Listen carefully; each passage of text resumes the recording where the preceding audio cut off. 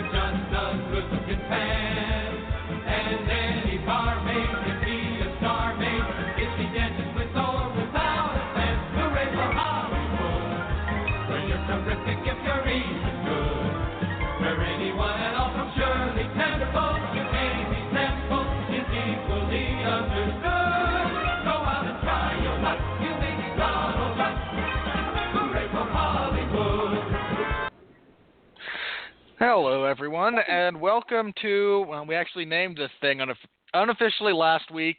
Conversations led to it being official. This is Damn You Hollywood. I'm Robert Winfree, and with me, as always, is Mark Radulich. Mark, how you doing? Hello, sir. I'm doing well. That's good. I got on my bike today. I got on a mountain bike, and it's little kids are fun because everything is a game with them. And today, I taught my son how to play chicken.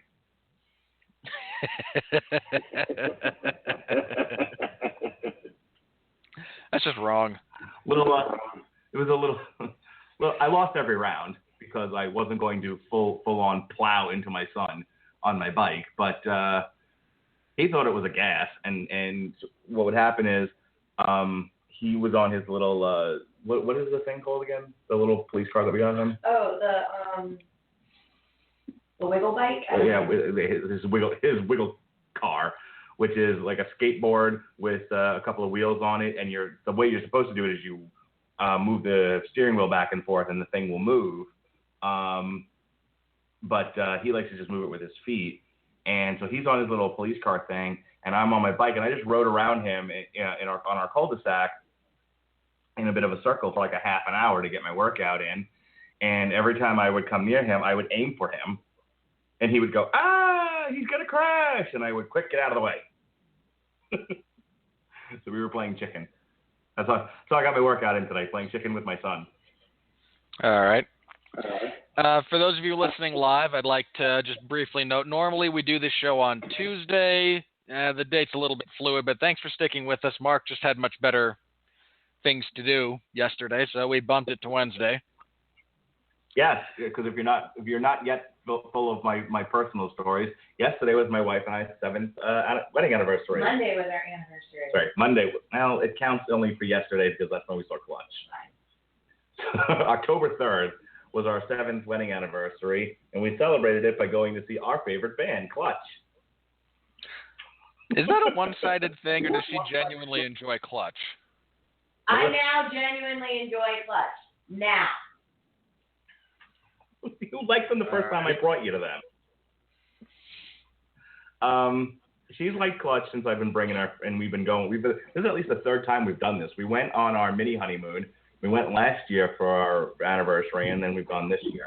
I'm trying to convince Clutch to come to Florida every October 3rd-ish, to either the St. Pete, Tampa, or Orlando area, so that we can make this a yearly tradition.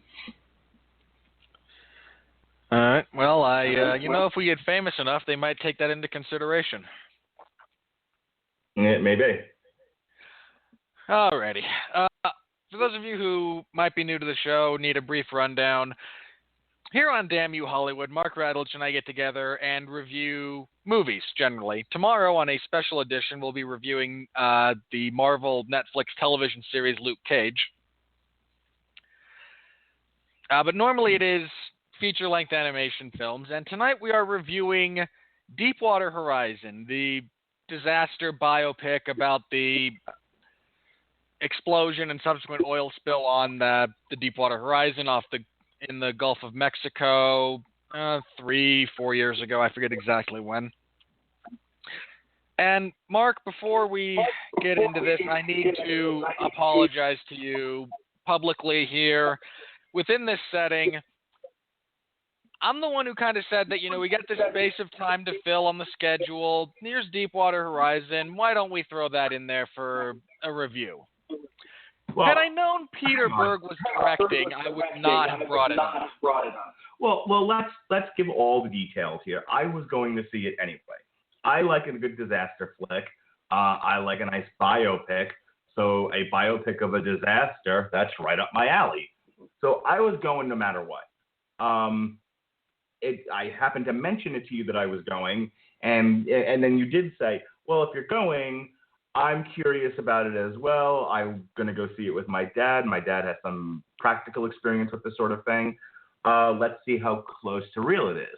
And I said, okay, well, let's make a show of that. So, it wasn't all your fault. I had a hand in this as well. Still apologizing. Are you going on one of your "it doesn't work that way" rants? Because if you do, I might go for a run. No. I'm not going to. Very little of that. I actually didn't get the chance to see this with my dad, who has at various points in his life worked on oil rigs. None out in none seaward, but a couple of landlocked ones, and just the timing didn't quite work out for us to get together to go see that. But no, this is not about. This doesn't work that way. This is more about. Well, there's 90 minutes of my life I'll never get back. You and I have such vastly different experiences with film. I came home a boohoo crying mess. I had to go to the bathroom to get myself under control. That I was weeping so hard. Meanwhile, you're contemplating shooting yourself in the kneecap to feel something else other than pain. Well, just feel something at all, but my personal neuroses aside. All right, so let's get to it. The people have now heard way too many of my personal stories. I'm sure they'd like to hear a movie review of sorts. I don't know. I'm not sure. We need to get a numerical analysis going about how many people actually care for our reviews of movies, or if they just tune in because you and I shoot the breeze so well. All right. This is a ensemble cast, but generally focuses on Mark Wahlberg, whose southern accent ranges from borderline acceptable to non-existent. I'm sorry. Look, Mark Wahlberg is a generally acceptable actor. I've only enjoyed him in one role, but his accent work is just not very good unless it's his natural accent, which is, Boston strong. Anyway, we primarily follow his character, Mike Williams, as he and Andrea Fleitas and Jimmy Harrell, played by Gina Rodriguez and Kurt Russell, respectively, head out on April 20th to the Deepwater Horizon, a semi-submersible offshore drilling rig that punches holes, seals them up for the follow-up crews that are actually going to remove said oil. They basically float around the Gulf of Mexico, punching holes into, petroleum wells, and then they move on so that someone else can come and actually extract said material. We are very quickly given to understand that this operation is in need of some assistance. Most things on the rig do not work properly. There's some friction. You see, the rig itself is actually rented, subcontracted out by the British Petroleum Group, referred to as BP. In this particular film, represented by the great John Malkovich. And they're behind schedule because they can't get this well to be stable enough for them to actually seal it up and move on. There's problems upon problems. They're 43 days behind schedule, and it's costing, these things cost money. You have people, you have material.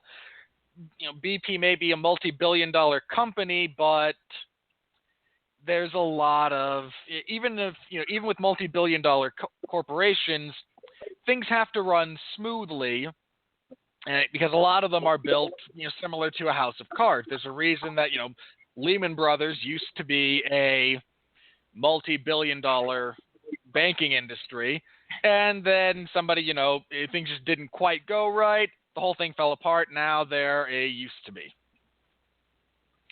So they're boy, that's mildly. All right. So there is that friction. And, as per the Hollywoodization of stories such as this, the guy played by Kurt Russell, known as Mr. Jimmy, it's Jimmy Harrell is the real person's name. He's uncomfortable with how things are being run. BP, because they're the evil corporate tycoon representatives, they don't care about no worker safety or proper procedure. We want money, and we want it yesterday. Actually, we want it a month and a half ago, but we want it. And how dare you keep us from our profits with your silly concerns? For safety. Among other things. So the point here is they're very concerned about the stability of the well after they have breached and are preparing to seal it up so that they can move on, so it will be safe for them to move on, for the next group to come in. And as you can imagine, it goes rather poorly. They tried to do a couple of tests, specifically negative pressure tests, to make sure that this thing will stabilize once we have secured it. There's some more argument about the validity of said tests, so they run it again. They get another goofy result. They decide to go ahead with it anyway. Oh, no. Well, hang on. That's not totally accurate. What ends up happening is the John Malkovich BP executive character basically gives, and I'm not in any kind of a way a scientist, so I don't know if this is the best way to say this, but a cockamamie excuse for why they got the result that they got, and says, and do it anyway. It's not cockamamie, especially given the lack of other evidence. I mean, one of the things they talk about is when you have reverse pressure like that, material is forced back up the drill pipe, and you see it right before everything actually goes to hell. The mud and what stuff seeping up through it. That's what you'd normally see on a failed negative pressure test. So despite the fact that they had some issues with pressure the first time around, there were no other symptoms that would lead you to believe there's a problem here. So, it's one of those things, in the medical field. Well, you've got a headache, but no neck pain, so you probably don't have meningitis.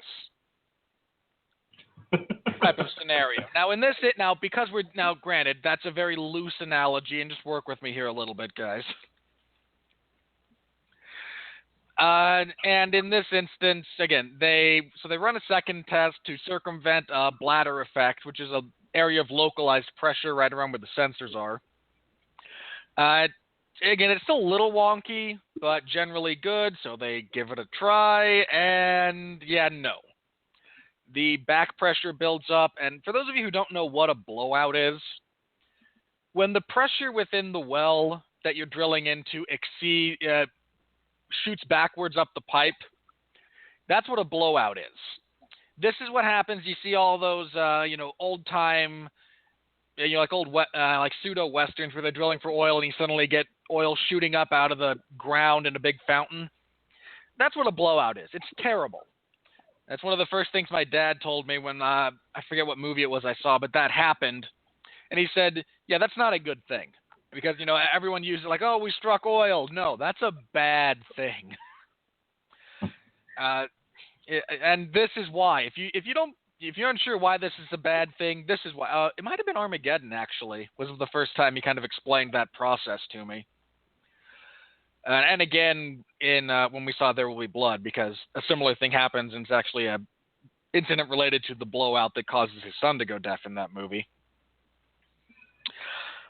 So, but this is why you don't want that pressure, material, it all shoots back up, gas is released, the methane variety that is quickly, I believe it's methane at least, that becomes ignited, explosions, fire, people die,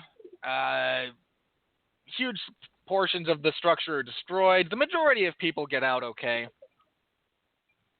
including all the BP executives, because at least Peter Berg didn't insult our intelligence enough to actually, kill people who survived the darn thing.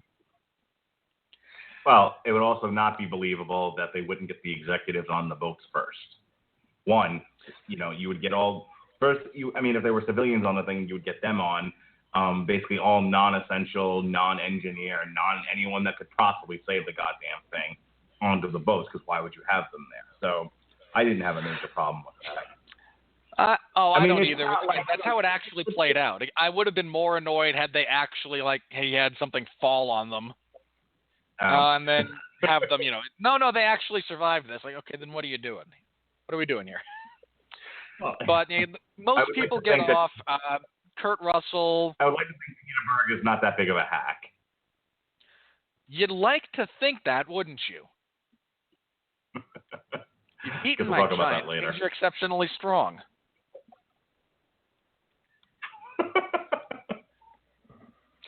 Sorry. I can't help it. Anytime I say that part of the line, I have to keep going. No, my it's quiet almost a is compulsion. To let you have. I was going to say, when I get quiet, it is to let you have your peace and your say, because as you so frequently remind me, you are on this show too. Oh, you don't want to let me go too long. I can quote that whole movie.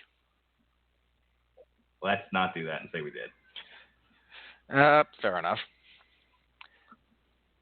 All right, so most of the personnel get off. A lot of people die in the initial A few die in the initial explosion. One dies heroically, preventing a crane from collapsing part of the platform. Kurt Russell, what was her name again?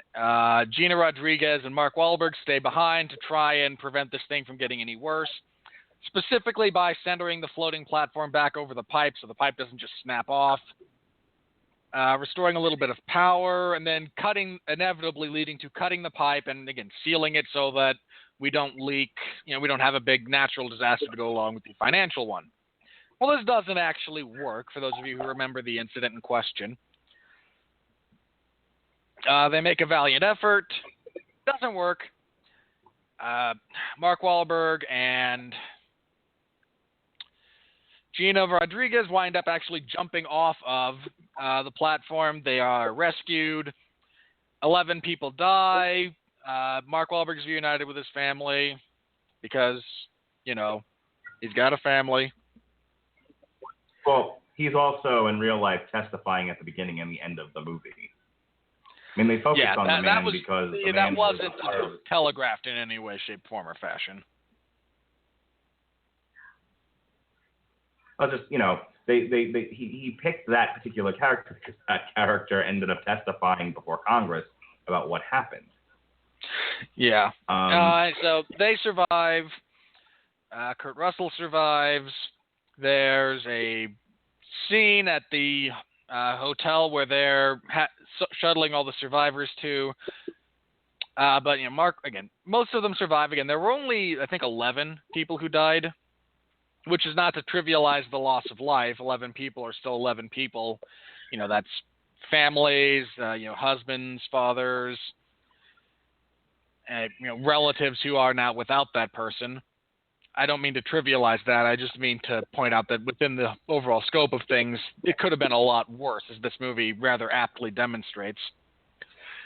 The movie ends with actual newsreel footage of people from the incident testifying before Congress about what happened, along with the reminder that this whole incident caused something like 120 gallons of raw oil to be dumped into the Gulf of Mexico.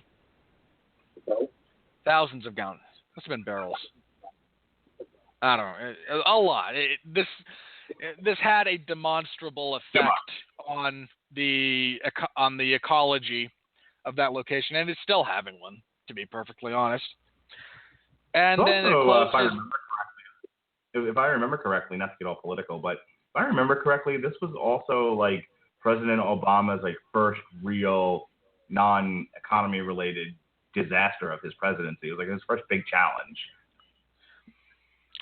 I'll have to take your word for it. Okay. I do my best to block out Obama's terms. Jesus Christ. Look, I'm not a Democrat, nor was I an Obama supporter or a voter, but give me a break. For God's sake. No. All right.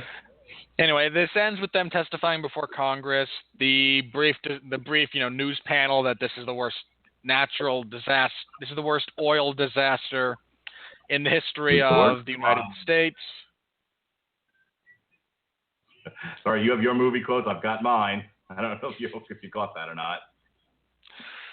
And then closes with a brief kind of memorial tribute to the 11 gentlemen who actually died on the thing. All right, Mark. You and I had vastly different experiences with this movie, apparently. So why don't you go ahead and get us started? All right.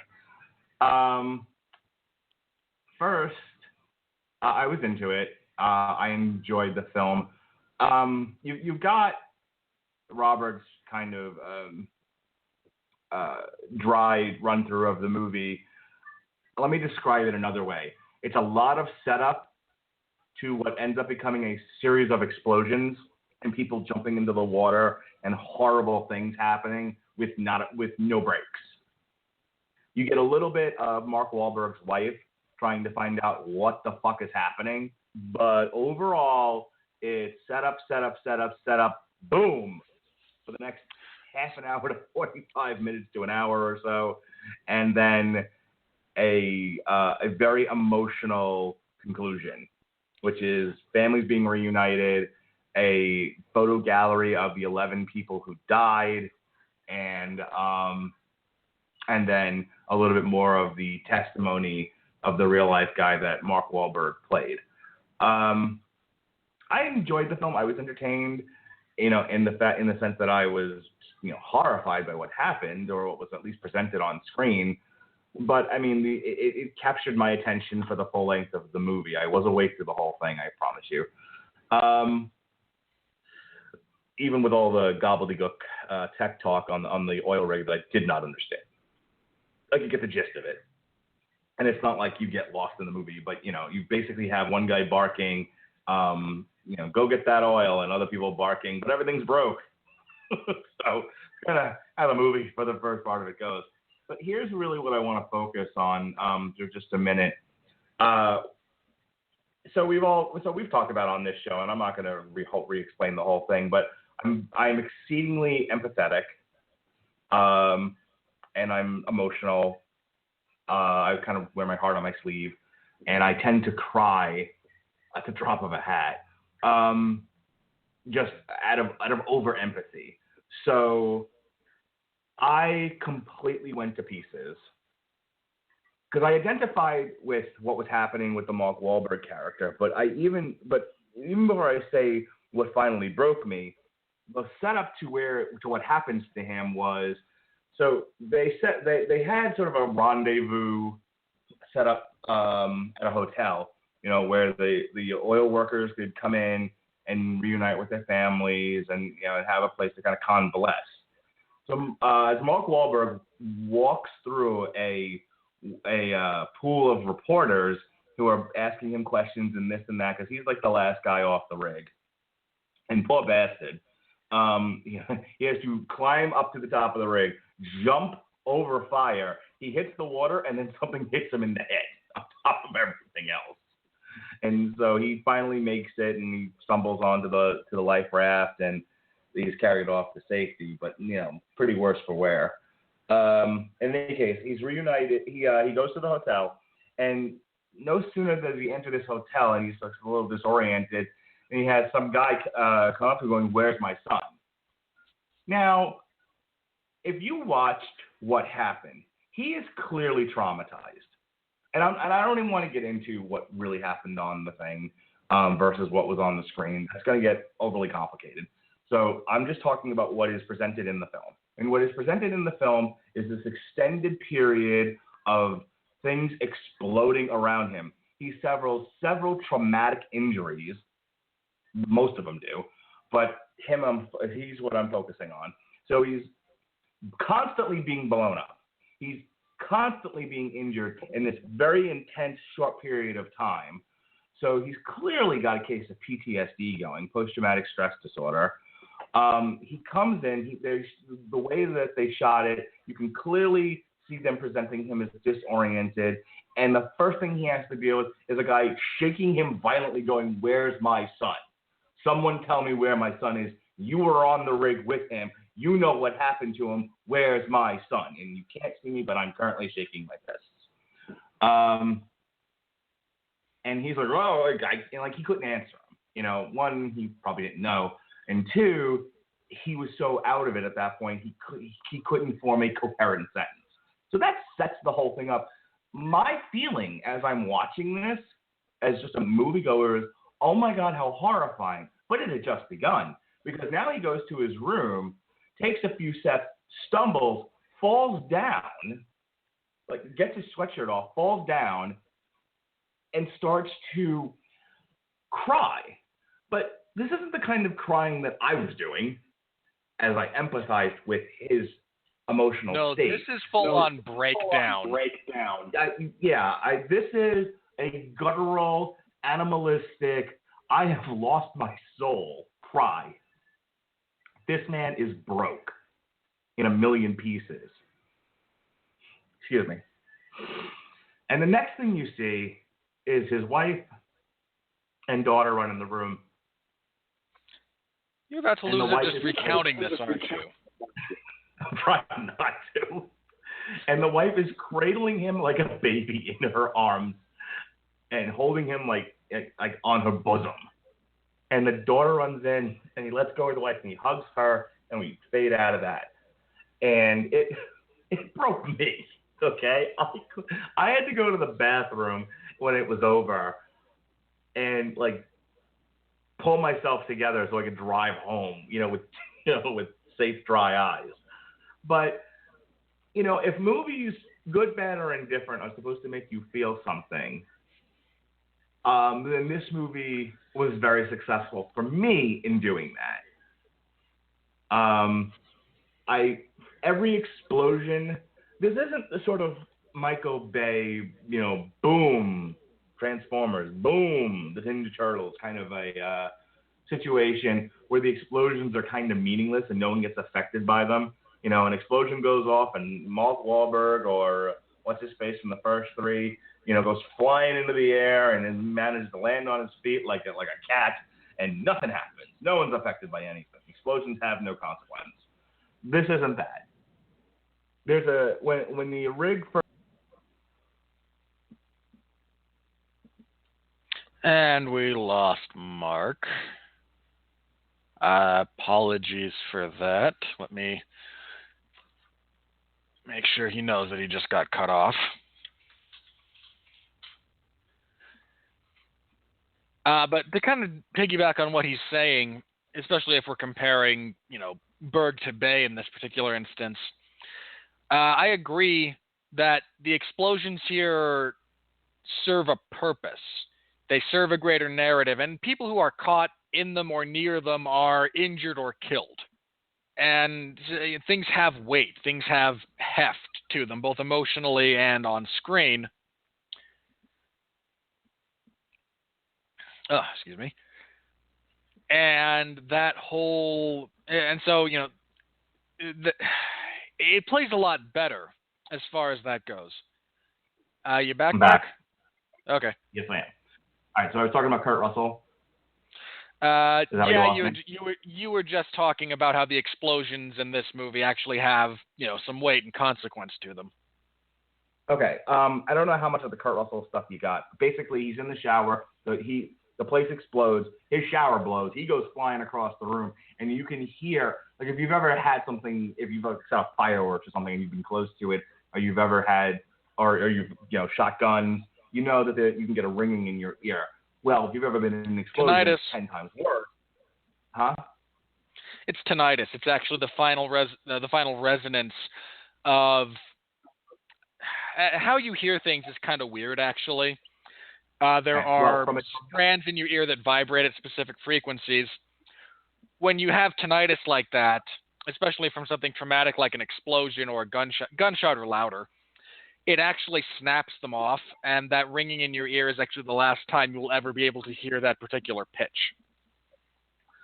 So, having said that, you get a sense of that as the audience member, was the whole point of me bringing all that up. With each explosion, with each situation, I feel like you're put right there as an audience member, as opposed to a lot of action movies where stuff is happening, but it has no consequence and you don't necessarily have a visceral attachment to it. At least that was my takeaway. Robert may have had a different experience, but I felt, on the one hand, obviously safe. I know I'm in a movie theater, but I felt very enraptured by what I was looking at, and I felt like I was right there on the rig. And you could feel these guys' pain and the stuff going on around them. So I wanted to talk about that first and just kind of get that out of the way. It was a very emotional, very visceral, realistic movie for me, who knows nothing about this and has never worked on an oil rig. Performances, I think people played their parts okay. It got a little hard to understand. I mean, you're picking on Mark Wahlberg, but I thought John Malkovich was just as bad. Kurt Russell was fine. He was intelligible, but the tuna from the Johnny Depp movie where he's the cocaine dealer. He's the one that finally gives the order to go ahead and drill or whatever, and then says, "Oh God, I wish I'd never listened to you," which I thought was pretty funny. And unfortunately they all die. But like I said, the minor cast folks did their jobs accordingly. I don't feel like anyone gave a bad performance. I don't think anyone gave like an outstanding performance. But as an aside, despite that, everyone, including Mark Wahlberg, in my opinion, gave an adequate to good performance. Mark Wahlberg's still going to get a nomination for an Oscar. If nothing else, he'll get it for that last scene, which was phenomenal. No way. No way the guy gets a nomination out of this. Yes, he does. This is a total Oscar, especially with the way Hollywood is now. This is absolutely going to get an Oscar nomination. I can't possibly see that. I just like 7 or 8 people for Best Actor. They got room. No, they do not nominate 7 or 8 people for Best Actor. They keep that to, I believe, 6. Sorry. Might even be 5. I really would have to double check. No, it's Best Picture that got really cluttered recently. Yeah, it'll get a Best Picture nominee, and he will get a Best Actor nominee. I can't. To the Academy, don't. There's no reason for it. This is not that good a movie. And to your point, that's why I started off with, it's a lot of, it's a lot of, setup and then explosions. There's not a narrative arc as such. It's sort of a dramatized reenactment of an event that happened. And they tried to shoehorn a little bit of the drama at the end with Michelle Rodriguez's character and Mark Wahlberg. And at that point, on the one hand, I was like, oh God, I would hate to see them have to jump over a fire. And on the other hand, I was like, please just get on with this. I understand you were trying to find a narrative, dramatic hook, but oh my God, get much more interested in all the other stuff happening here. Not her fear of jumping off the stupid rig. So overall, You talked about the performances. I don't have an issue with the CGI. That's all Robert. And it was a solid couple hours of entertainment. It was beyond 90 that, minutes. oh God, it felt longer. My theater was pretty full, though when we talk about the money, it did not do well, and that's really all I have to say about it. If it hadn't been about an oil rig going up in flames, I otherwise would not have gone to see it. Personally, look, I've talked about this here. I'm at least half a robot, right? I have a handful of emotional buttons that when you push them, I probably have a somewhat disproportionate reaction to. It's very binary. It's on or it's off. Nothing in this movie came anywhere close to engaging me emotionally. Now, I freely admit I might be in the minority there, and so be it. I'll agree with you about John Malkovich. His accent was interesting. At least he was. I will say this: at least he was consistent. It was weird, but it was weird throughout. Yeah. I agree with you about the. Sorry, go ahead. I'm sorry. That's real. I want to focus a little bit on that. They really could have gone out of their way to make the BP guys, tie a young lady to the train tracks, mustache twirly, Boris Badenoff, greed is good types. They came across as guys sent there to do a job and get the Death Star built on time. And they're probably not the first people to try to rationalize doing something probably against the greater good or the greater safety of everybody on there because time is money. And they won't be the last either. No. And so, look, I don't know if it's fair to demonize them. People make horrible mistakes. This was a horrible mistake. And it's not like when it was, this isn't like one of those movies where you see a guy makes a terrible mistake and he doubles down on it. He's and then it turns out he was working for the CIA the whole time, but the FBI knew about it. Whatever. This wasn't that. He makes a judgment call. It ends horribly. People start to die around him. He realizes, and I have to give John Malkovich a lot of credit, he portrays this very well without a single word of dialogue. It's all in his face and his actions. A lot of it was in his shoulders, actually. If you watch very closely. Yeah. He is burdened with guilt. He's killed several people by making a judgment call. That's not a bad guy. That's just a monumental fuck up. And again, they showed him as guilty, not guilty like in a court of law, but feeling guilty. I'm satisfied with that. The nightmares this guy's probably gonna have, or is currently having. I guess it would have been nice if he went to jail, but he didn't. No, you can't prove wrongdoing. I was grateful they added that, no, those charges were dismissed because, if you want to indict them for manslaughter, you need evidence that there was negligence or criminal negligence. And there wasn't in this case, assuming events were somewhat accurately portrayed. There was no, okay, this is a bad idea. No one in their right mind would do this. Well, we're doing it anyway. There were mitigating circumstances. There was controversial data. And like you said, it's a judgment call. It was the wrong one, but hindsight's 20/20. If nothing had gone wrong, then he looks like a genius who helps get everything back on track. That's the position that he found himself in. And I like they portrayed him that way. Right. So it needed saying, in terms of performances and craft of the movie, they didn't go out of their way to demonize anybody. They presented things presumably as they were. There are shades of gray here. No one should be watching this movie saying there are defined good guys and defined bad guys. It was everyone doing a job, and as I that's occurring in my real life. Even people doing the same job can come at cross purposes. People have agendas. Oh, frequently.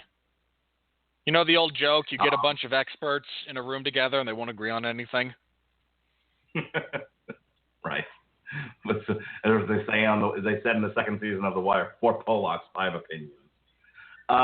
So that's really. So I'm gonna. Okay. I'm gonna pitch it back to Robert here for your final word on the craft part of this. It's competently made. I didn't have a problem with any of the CGI. None of it took me out of the movie. So credit to them for that. There's a really interesting, and you brought this up a little bit as far as the action once it starts is continuous. I almost wonder if they went out of their way to display that in essentially real time. And if you pay attention, when the Coast Guard helicopters start heading out to the Deepwater Horizon as part of their rescue mission after the fire becomes visible and maydays are called, it's mentioned specifically that they're 35 minutes out. Now, if you're like me and you pay attention to these things, in movie speak, 35 minutes out can be resolved in less than 2 minutes of screen time. In this case, they don't show up until everyone's actually off of the rig. So I'd really have to double check this, but from a craft perspective, if they did make that decision to, once this incident lasted, for want of a better example, let's say it was, from first blowout to everyone off the rig was exactly, 40 minutes. And the action sequences on the rig last exactly 40 minutes as in an attempt to, in real time, replicate the event. I find that interesting personally.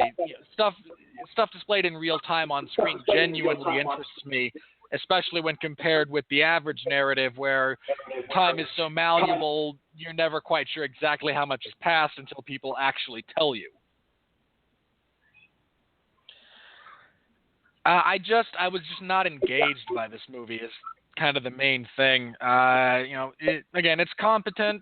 The acting is acceptable, nothing Oscar worthy.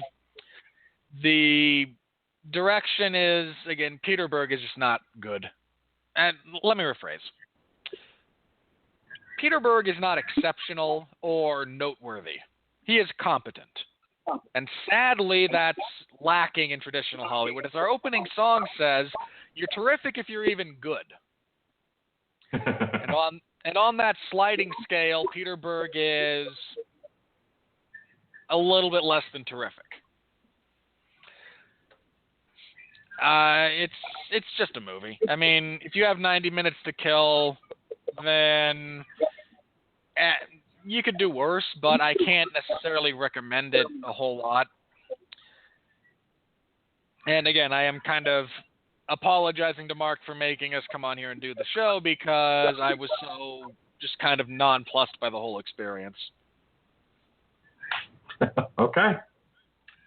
Are we ready? Are we ready for the money, sir? Here comes the money. Here we go.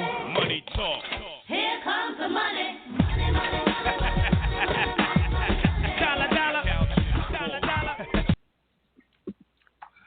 This thing bombed. So, I have an article up from Variety. Miss Peregrine's Home for Gifted Mutants was... Extraordinary, Unusual Children? Yeah, Professor Xavier's Home for Gifted Mutants won the weekend based on a novel of some sort from what I was reading. I don't know. I think there's actually a series of them. Ugh. First of all, I hate Tim Burton. Second of all, I was not interested in the movie. But it did well. It attracted a crowd. It attracted an audience. It's because Tim Burton has his group of Burton files. Yeah. So Miss Peregrine came in at number 1. Deepwater Horizon, I believe, was number 2. However, it's got a $110 million budget, and according to Variety, sequels or not, Miss Peregrine's is in a much better position than Deepwater Horizon after the expensive adventure drama from the lone survivor team of Mark Wahlberg and Peter Berg collapsed. with a $20.6 million opening. To look at the men and women who were forced to grapple with one of the worst oil spills in history cost roughly $120 million to produce after incentives are taken into account. The hope is that strong word of mouth will bolster sales.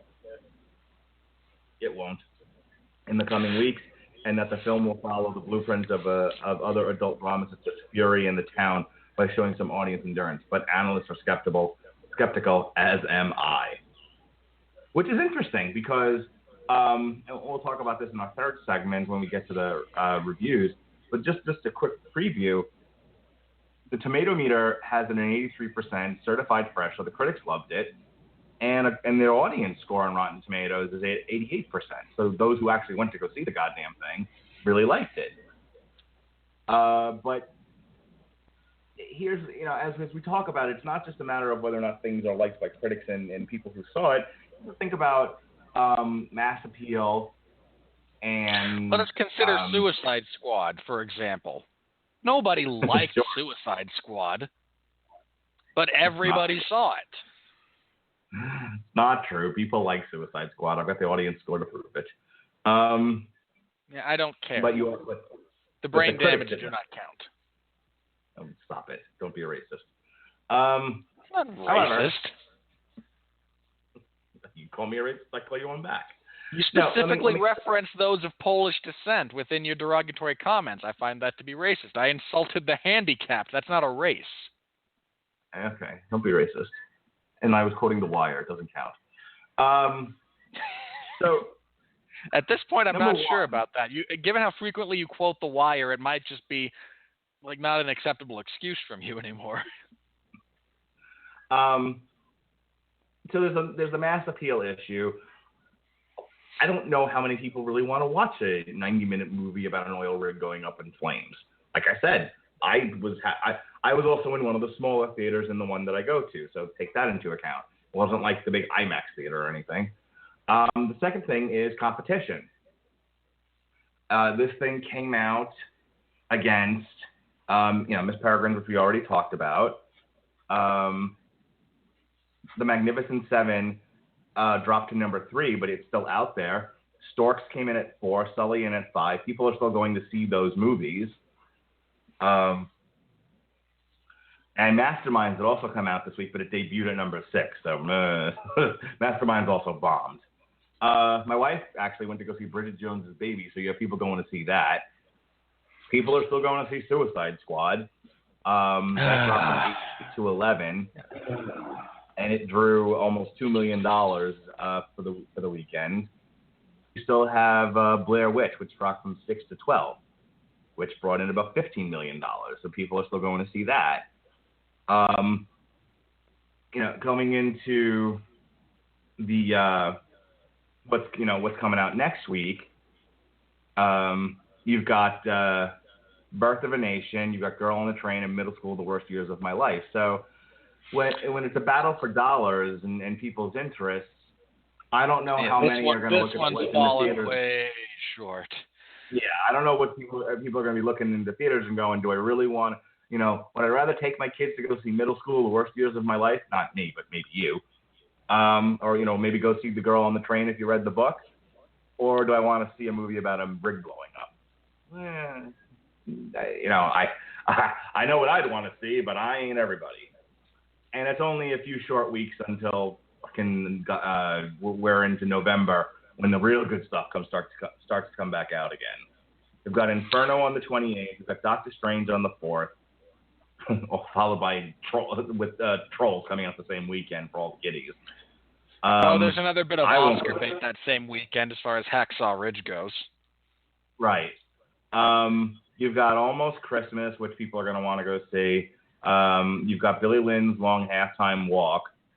Ugh. Don't go see that, people. I'll save you the trouble right now. Don't do it. I threatened Robert. I said, if you make me go see Billy Lynn's Halftime Walk, I'm walking off this podcast. And then you've got the new Disney movie. You've got the new Disney animated movie. If I thought that threat would work the other way around, I might use it once in a while, given some of the crap you make me watch.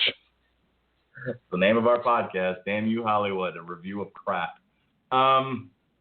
and then just to close out this segment, and then Wednesday, the November 23rd, you've got the new Disney princess movie set in the Polynesian with The Rock. So and people not going to see that movie are going to see Bad Santa too. So as I said, competition, isn't the stiffest. It's not like, we've got like Civil War and X-Men coming out or anything, but it's stiff enough that I don't think the issue here is instead of one juggernaut that's going to trample it, you've got 3 or 4 good movies that are just going to chip away at it, even though it doesn't have a whole lot to start with. So back to the initial numbers here. 120, it's saying production, but, as Variety said, after incentives, $120 million roughly, and this thing only brought in worldwide $36 million. It did 24 domestic and 12 million foreign as of today, as of this show. So yeah, it better win an Oscar or two, or at least get nominated. Otherwise, this thing is a complete disaster. No pun intended. Well, there's a couple of visual aspects that I can see maybe getting nominated, but other than that, no. I will bet you one shiny nickel Mark Wahlberg gets the Best Actor nomination. If I were to bet you, it wouldn't be for money. I would try to remove crappy movies from our schedule. I have to tell you, I almost had a complete meltdown, like conniption, because I thought they moved Barbie off the May 12th date and put it. And I thought it was originally scheduled for June 2nd, and they moved it to May 12th. I thought I was reading that it was the other way around, that they moved it from May 12th to June 2nd, which is when Wonder Woman comes out, and I almost flipped my desk over at work. Why? Then I'd have an excuse not to see it. No, I would have made you see it anyway, and we would have done a double feature. No. What do you mean, no? I mean, no. Yes. Look, I have little enough hope for Wonder Woman for my own personal enjoyment. If you would have made me see Barbie as well, I would have shot someone. Well, no, you are seeing Barbie. It is on the schedule.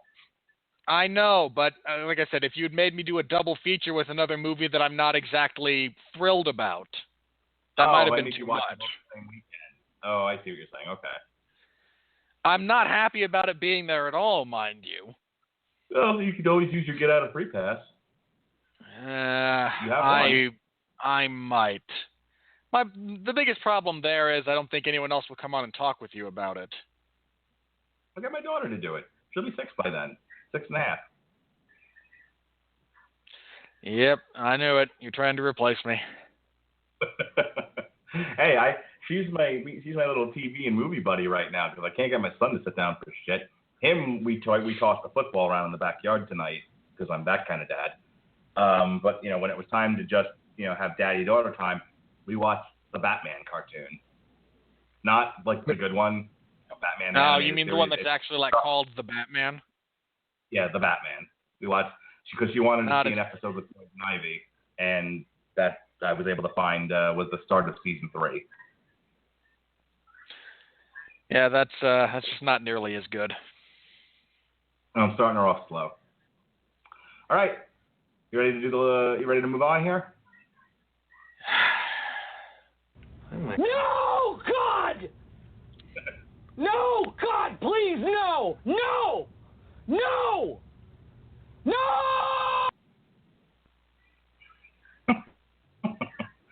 All righty, as I said, 83% fresh on Rotten Tomatoes and 88 audience score. So people liked it, but of course some didn't. So tonight I'm only going to read from the 30 rotten reviews because there's no funny fresh ones from my original reading of this.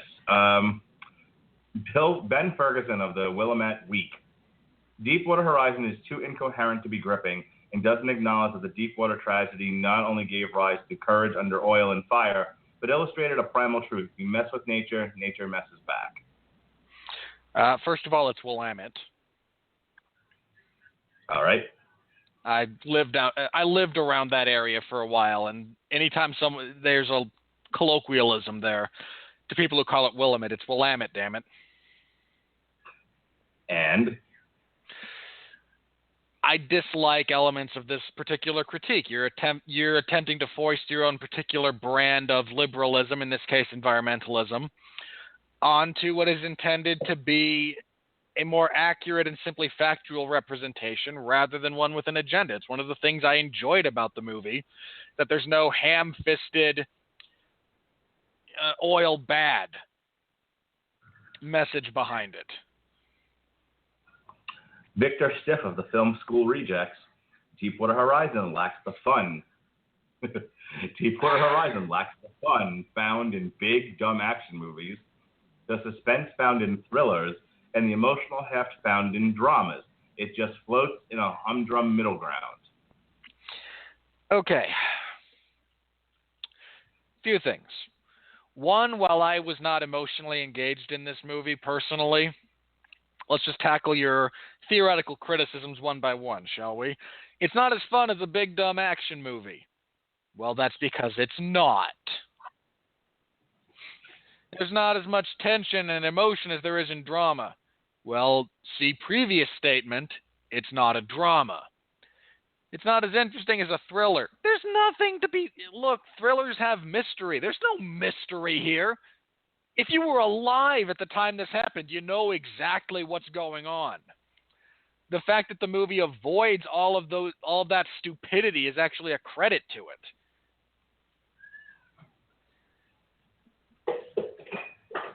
I mean, sure, it just kind of... I'll agree it's a little meandering, and again, I wasn't engaged on an emotional level, but you can't necessarily criticize it for failing to fall into your preconceived genre notions when it's not intended to fall into them. This is not a thriller, it's not an action movie, and it's not a drama. It's a disaster biopic. So by definition, you saying it didn't fall into these categories, I mean, it's not... It just means it was accurate with its marketing and representation. You might as well say it's not as funny as a comedy. Well, no kidding. It's not as animated as a cartoon. You're well correct, sir. Yes, the sky is also perceived as blue due to how the excessive nitrogen content in the atmosphere diffuses the wavelengths of light from the sun. And there's your Mr. Wizard moment. Moron.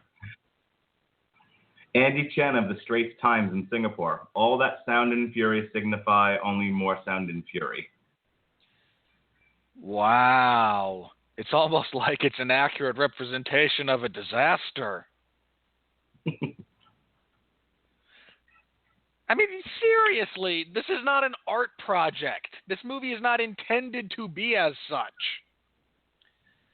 Well, this explosion didn't symbolize the death of the oil industry. Well, that's because the oil industry, last I checked, is still alive and booming. Jake Cole, Slant Magazine. The film should have been a cautionary tale, but in Peter Berg's hands, it's a hollow account of the resilience of the human spirit. Because who wants to see a movie about the resilience of the human spirit? Really? Wow. Just wow. Once again, I don't like oil, so I want all movies to be about how oil is bad. Shut up, you whiny bitch. Speaking of which, Christopher Lawrence of the Las Vegas Review-Journal, Deepwater Horizon means well. It's both an attempt to explain the root cause of the world's worst man-made disasters and salute the heroism that took place on that fateful day. Unfortunately, though, it muddies the waters on both counts. I think that's somewhat accurate. There are issues, again, when you talk about the science behind it, I actually think there could have been a little bit more, and it could have been explained a little bit better for the average moviegoer. And, yeah, some of the people who actually do heroic things are not discussed, aren't necessarily given names or a whole lot of screen time, other than, oh, look, that person died. So I think those are relatively fair criticisms. All right. Well, if you think that's fair, Sam Fragoso of The Wrap. Nothing in what appears during the movie's 107-minute running time seems to truly honor those whose lives were irreversibly altered during this national tragedy. Oh, boy, do I disagree with that. Okay, let's do a couple of things here. One, you're wrong. Just flat out full stop. You are wrong. Considering the fact that I'm going to go out on a minor limb here and say you didn't even know the name of a single man or woman who was involved in that prior to this film. Just a minor limb I'm going out on there. Second,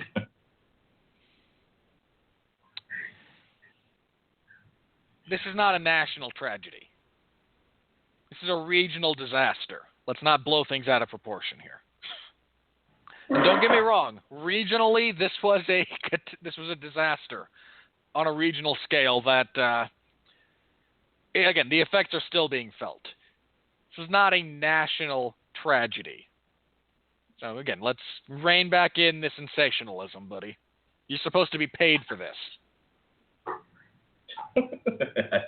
I still marvel at that. All right. How is someone not paying us? I mean, they're paying these people. I thought I gave a very good description of the drama that was presented as far as the mental health aspects from the survivors. Would someone please cut me a check? Jesus, that was better than anything I've read so far. More importantly, you actually have credibility as a person who works in the mental health field. Now, I've seen someone have a breakdown. It looks a little something like this. Yes, I have. Ignatiy Vishnevetsky from the AV Club. This is a top critic, ladies and gentlemen, so brace yourself here. A poor man's towering inferno despite the hefty $156 million budget. Wow. Really? The two are not related at all. The Towering Inferno is, if memory serves, and I apologize if I am not remembering this correctly, actually has to deal in elements with a couple of unscrupulous characters who are robbing the building that's burning down. And it's specifically a localized man-made disaster and a vehicle for Steve McQueen and Charlton Heston to trade dialogue. This is nothing like that at all. With the lone exception of, well, it's a disaster movie that's localized to a specific area instead of, continents exploding. Okay. One's meant to be a realistic depiction of actual events. The other, again, is a slightly lesser-known Steve McQueen movie. These two things are not alike. Chris Barcente of Pop Matters. So entranced by individual bravery, it mostly forgets about corporate villainy. So you're one of these morons who actually believes movie cliches are true, right? Well, I mean, you're still waiting for that girl you like to start liking you after you've been friends forever because movies have told you that's how this works, right? You believe that Vin Diesel is capable of drifting across the continent of Asia undefeated in street races, right? You believe that Sylvester Stallone is capable of firing an M60 with one hand accurately at a range of, hundreds of yards. You're a moron. Can I try? Can I say something? Yeah. I'm so depressed now. Do you remember that scene in Aliens where the male lead has Paul Rudd sort of pressed against the wall? He's screaming about the corporation. Do you remember that? Yeah, kind of. I feel like there are reviewers who wanted that kind of a scene in the movie. Like they wanted Kurt Russell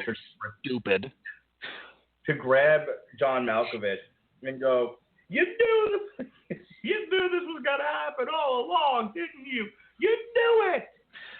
You just moved the headstones. You didn't move the bodies." Poltergeist. And if you're stupid, you think that actually happens. That never happens. This is intended to be an actual representation. Stuff like that doesn't happen in real life. Is corporate villainy a thing? To varying degrees, sure. Was there any here? Not based on the evidence I've seen. This was simply a judgment call. And because the evil oil corporation wasn't actually out to murder people, you didn't adequately represent corporate villainy. What's the matter with you? This is what's wrong with the world. You, sir, are what's wrong with the world. You represent the disillusionment of the social contract and the exponential decline in family values. You. Eric D. Snyder of ericdsnyder.com. Despite Berg's best efforts, the movie can't overcome its formulaic ordinariness. And I'll tell you what, before you say anything, that sentiment is shared by a lot of the reviews that I'm reading on the Rotten side. I haven't read them, but it basically, a lot of people felt the way that this guy did, that this is just, a paint by numbers, blah, blah, blah, ordinary disaster. The sad thing is I don't necessarily disagree with that. There's a few interesting things. One, again, the fact that they went out of their way for realism and for, accuracy, I appreciate personally. The fact that I believe the explosion and the actual disaster is represented in real time, I like personally. But it's just a disaster movie. I mean, Mark, you said it yourself. It's just kind of there. I mean, minus the hook that this is based on real events, there's nothing here. But as I said, I think it all builds to that scene with Mark Wahlberg walking into the hotel room. And you either respond to that or you don't. The hook to get people in the movies is to watch an oil rig go up in flames. But I think the drama rests in a very, very small nutshell that takes place after that. And I was moved by it. Not everyone's going to be. And you don't have to be a robot to not be moved by it. Obviously, a lot of these people are probably not Aspie robots. But they wanted the drama to be in the explosions, and that's not where the drama was. No. And the fact that he located the drama within the actual human element is a credit to Peter Berg's decision-making as a director, and also an alienating factor for most moviegoers, because most moviegoers are kind of stupid and have been brainwashed by Michael Bay's crap for too many years. I mean, if I was going to make any change, I would have just taken out the whole part where he's arguing with Rodriguez over jumping off the thing. I would have removed that element completely. I'd have gotten her off the goddamn thing without the argument. And if anything, I might have just focused on him getting off the rig without any dialogue and climbing, showing the fire, showing him, showing the fire, showing him. He's got to climb, keep going back and forth, keep showing more explosions, put him in a little bit more peril and have him, and then rest the camera on him at the top of the rig. Do a pan around of the whole thing, come back around, show a POV shot of him looking into the water with the fire, and then he jumps. And I probably would have ended it there. I wouldn't have even shown him getting back on the boat. I would have jumped to the hotel. Because I feel like they show him getting on the boat and you can see how the events affected him when he pulls himself into the one hallway, stairwell. And the camera rests a little bit there. But then the next thing you do is you go into the hotel scene. Why not just cut that? You're going to show the same thing in greater detail in the very next scene. So one, cut the unnecessary, stupid drama of, I don't want to jump off the thing. You got to jump up. I'm going to save you. Well, tell me about your car again. Ugh, God. Cut that because it was stupid. And just show this man trying to avoid death. Have him look at the rig as it's blowing up and have, as only Mark Wahlberg can, portray regret and sadness. and then have him jump and then go to the hotel. I don't know what you think about that, but that's how I would have done it. I would have done it differently, but I think that's perfectly valid. Okay. Okay. Jeffrey Lyles of the Lyles Movie Files. An awkward attempt at retrofitting an actual tragedy onto the standard Hollywood disaster movie template. I imagine you, if you were not, in diapers at the time, you probably typed the same thing about Titanic. All right, I'm going to do one more here, and then I think we got to call it for tonight. Let's see, I got to find a good one. Yeah, you haven't elevated my blood pressure yet. Come on. Rex Reed of the New York Observer, top critic. Noisy, intense, though familiar and unimaginative.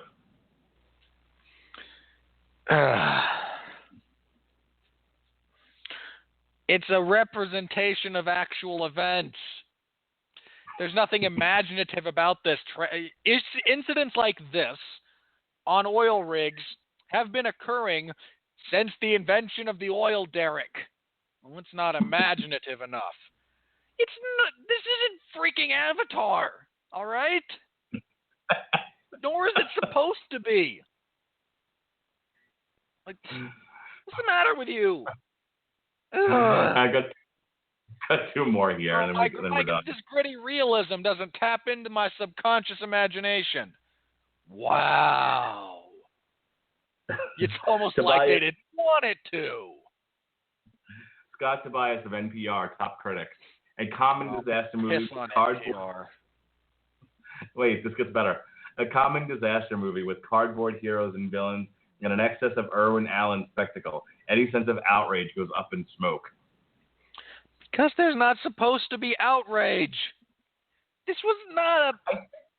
was nothing malicious here. I mean, okay, look, was there maybe erring on the side of let's make money instead of lose money? Okay, I'll buy that. But there's nothing malicious. There's no, oh boy, if we do this, I can poison the entire Gulf of Mexico and just cripple economies across 7 states and part of Mexico, and all that, and negatively impact the image of my company, my billion-dollar oil company, mind you, for generations to come. Yes, this is my plan for what the hell? Is this what you want? You want social outrage based on random tragedy? That's disgusting. That is just disgusting. That's attempting. I mean, look, it's bad enough to try and profit off of tragedy. I think it's somewhat worse to irrationally spin it so you can feel better about your political views. I feel like a lot of these reviewers would have done the movie with the explosions first, and then the rest of the movie would have been all the political and all the political fallout focused on BP. Like, there would have been scenes of them setting up the thing where people could, if your life was affected by the Gulf of Mexico, if like you were a fisherman or something, you get a check. Like they wanted to do basically. Oh, hey, they could have actually used YouTube footage of people who were actually affected by it. There you go. But like Treme was done that way. Treme was done like X amount of months post Katrina, and it focused on people who had survived the thing and what it did to their life. And I feel like people reviewing this movie kind of considered the whole premise of the movie as an afterthought and wanted to see like, well, what happened next? I want BP to take another public relations hit courtesy of $100 million movie. So I can feel better about driving an electric car that's actually terrible for the environment based on the battery composition and how it's made. So I've got 2 more for you. I had one, but then I found another in the press reviews that I had to read. Neil Rosen of NY1-TV, this is a rotten review, judged strictly as a big-budget action film. We've seen it all before in dozens of other movies, and it's boring and uninvolving. Again, there are elements of that are true. There's nothing new here. There's there's only a handful of things about this movie that interested me personally. And again, in a world where Michael Bay is king, and that's kind of the cinematic world we live in, folks, with one or two exceptions, yeah, this feels very in the same vein. Fortunately, as a man who despises the films of Michael Bay almost universally, with two or three exceptions, elements of this were a welcome change of pace. And finally, in the fresh reviews, I'm reading this just for you, Robert. Bill Newcott of AARP Movies for Grown-Ups. Old guys rule, for better and for worse, in Deepwater Horizon. So what? Wow, they went with a cast that appeals to my demographic. Because Mark Wahlberg's not young, and Kurt Russell and John Malkovich are probably AARP members. I seem to recall they're both over 60. And I know the age limit for ARP is not that, but I imagine they're both 60. That's not a review. That's not even a valid comment on the film in any sort of substantial way. What are you doing? Wow, this appeals to my demographic. This movie's awesome. What the I write reviews for 10-year-olds, ergo I must praise Michael Bay. No!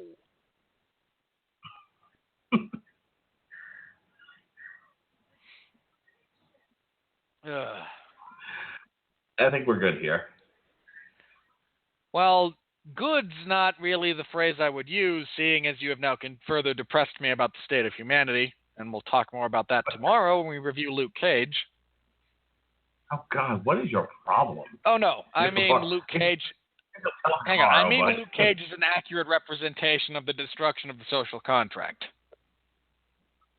Oh, okay. So this Not is another people's... Gavin...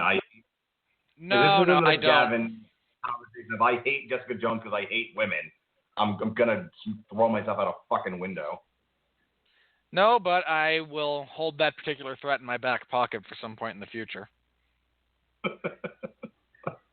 I didn't like this movie because I'm not really into seeing the Flight of the Black Man. God damn it.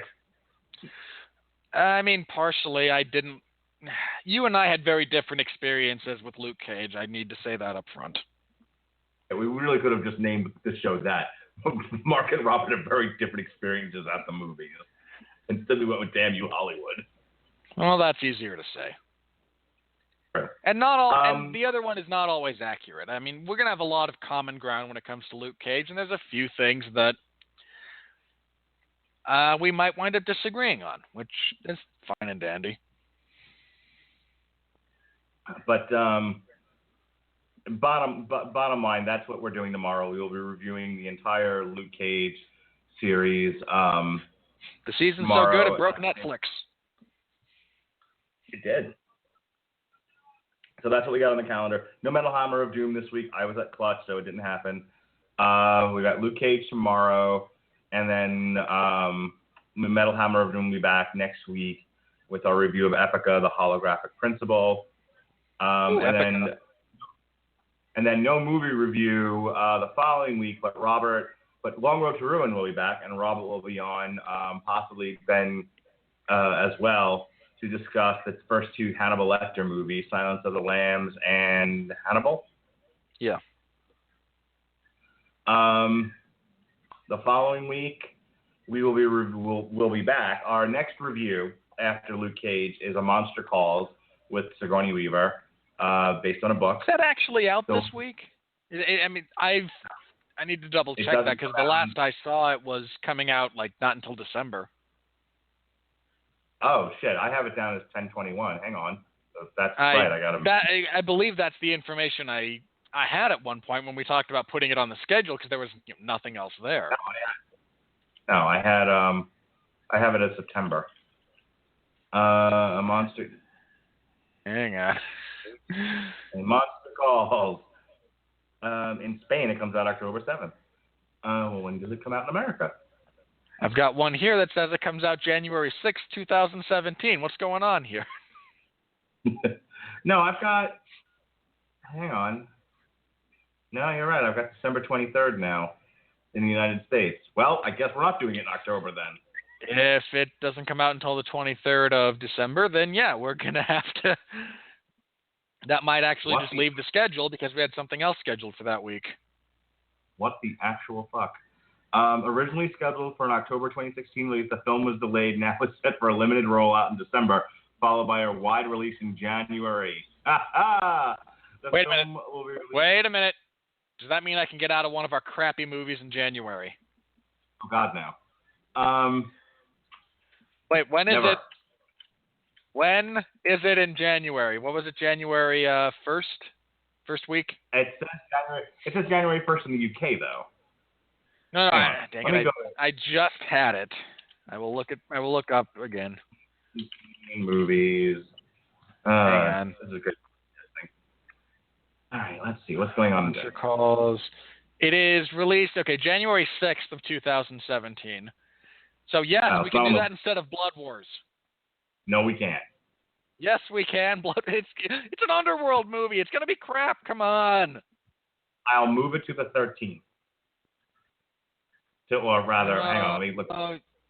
No, there's not. The only other stuff coming out that week that would be for that weekend would be Hidden Figures, Monster Trucks, or The Bye Bye Man, and you're not interested in any of those. Nope. So look, here's the deal, sir. You need to calm down. I just don't want to watch Underworld Blood Wars. No one cares what you want. Now listen, you've made that abundantly clear. January 11th, we're reviewing Underworld Blood Wars. End of discussion. The following week is open. I will now plug in. I'm plugging these in for Wednesday because Rob's Cooper schedule may have changed by then. If it's Tuesday, it'll be Tuesday. But right now, I'm putting everything as that we're doing on Wednesday. Damn you, Hollywood. Damn you, Hollywood. A monster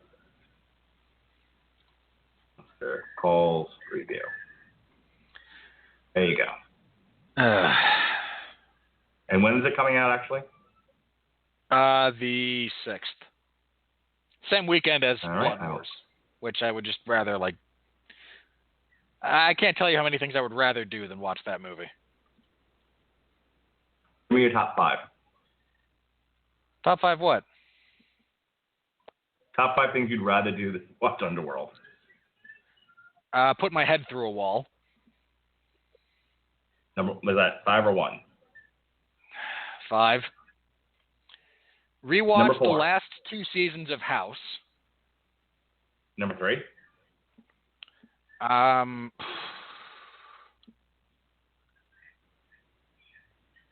Spend the same amount of time trying to convince my dog not to poop on the lawn. Number 2.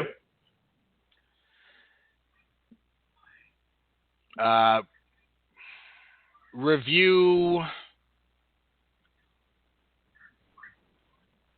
I think it's some other crappy movie.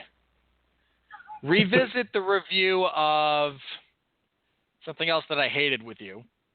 Ghostbusters? Sure. I wouldn't watch it again, but I'd rather review it again than watch the new Underworld. And the number one thing you'd rather do than watch Underworld? Slam my hand in a door. Okay, that was a great bit of comedy. Moving on. So we've got Hannibal Lecter on October 20th, and then again we've got again on the 27th, and the following week now we'll be back a week later, getting back. So our next review after Luke Cage, after all that, is Inferno, which comes out on the 28th. Yeah. So that's all the go back. We finished up Alan Moore month. Next year in September, we've already decided we're doing Frank Miller month. We'll be kicked off with Long Road to Ruin, RoboCop. I have not mentioned that to Sean yet, but I will.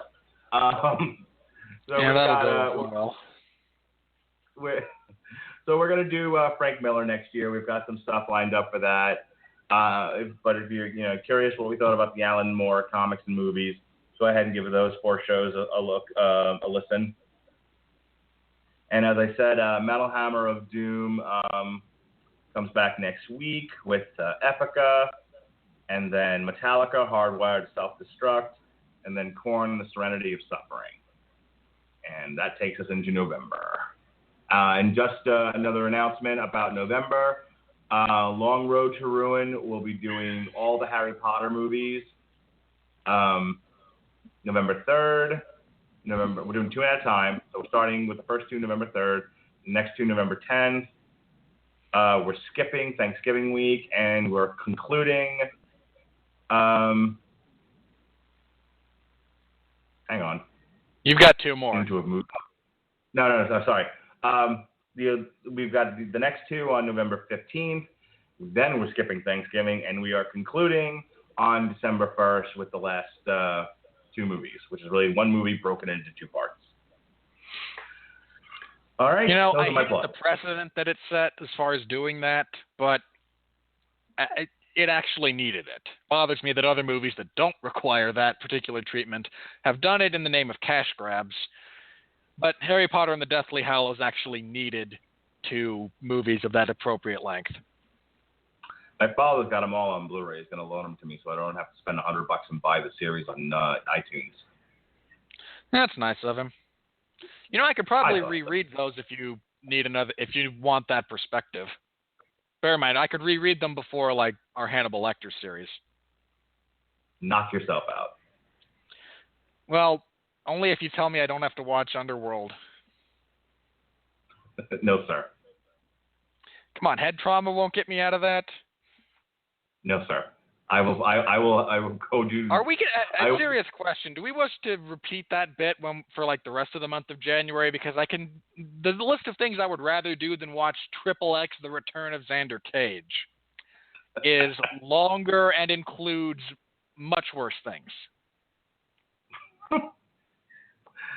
you, sir. You think I'm joking? I would rather get a root canal. I have Long Road to Ruins attached to this stuff. It's not changing. Sorry. Okay, I get that you might want to do the Underworld series in concert with that. Okay. I'm okay with that. I understand synergy. I don't like it, but I understand it. You're seriously going to do a Long Road to Ruin on XXX? Yeah, we're just reviewing it because it's a big budget movie. Vin Diesel. There are days when I seriously regret agreeing to do this with you. You love it. No, I really don't. Look, just be happy I'm not making you review the Lego Ninja Go-Go movie. Well, I wouldn't. Just flat out wouldn't. So there you go. Good bitching. I should have reviewed the Lego movie with you because I would have been the only guy sane enough to say, no, this isn't that good. You'd have been wrong.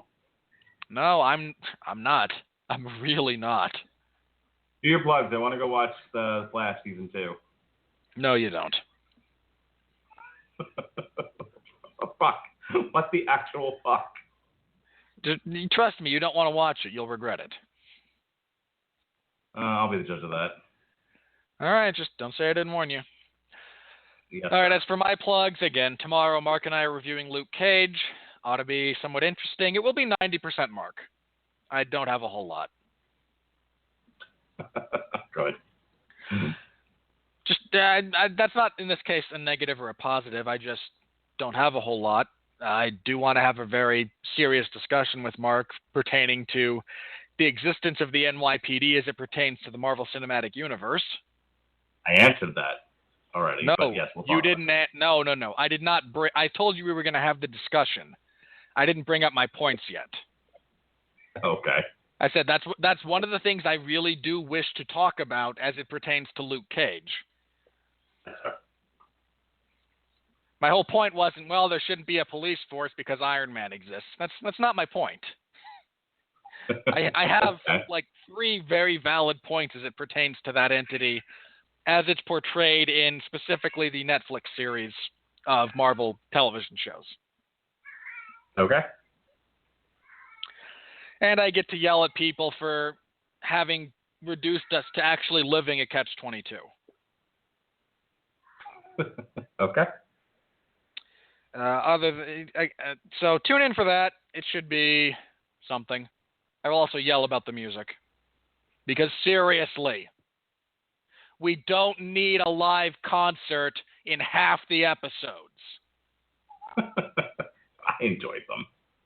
I'm not saying I didn't enjoy them. Not my music, but okay, I accept that my musical tastes are mine and mine alone. We don't need one an episode. Okay? It got excessive. Okay. Come on. The first two, okay. Maybe the last two, okay. The 5 in between those, really? Get to the end of this. It's relevant to the overall narrative that Cottonmouth stand behind his window and listen to a live performance of Long Live the Chief. Would you please get this done with?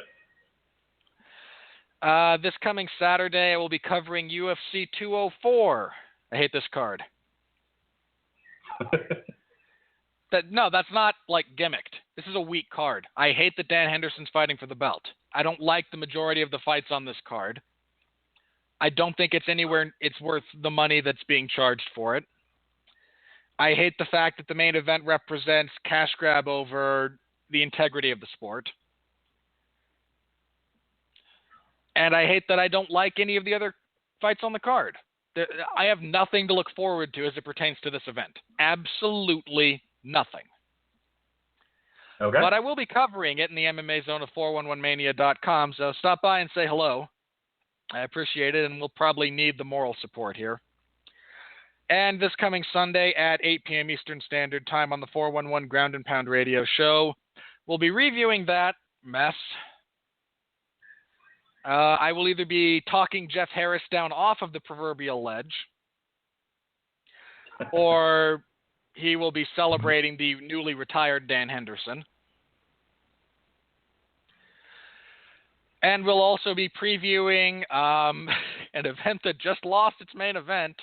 UFC Fight Night 97 was supposed to be headlined by the return of BJ Penn at featherweight, where he looks like a corpse, fighting top contender Ricardo Lamas. I was looking forward to that because I don't like BJ Penn. So him getting beat up by Ricardo Lamas kind of appealed to me. BJ Penn, being, 40, got hurt. They're apparently looking for a new opponent for Ricardo Lamas. But if they don't find one, the main event is now Derek Lewis versus Marcin Tybura. It only gets worse from there. So, listen to that. Should be fun. And that's all I've got. Mark and I will be, as we already went over our schedule, we'll be off for a bit. We'll be back for Inferno. I need to read that book first. Until then, for Mark Radulich, I'm Robert Winfree, reminding all of you out there to please continue to be well, be safe, and behave.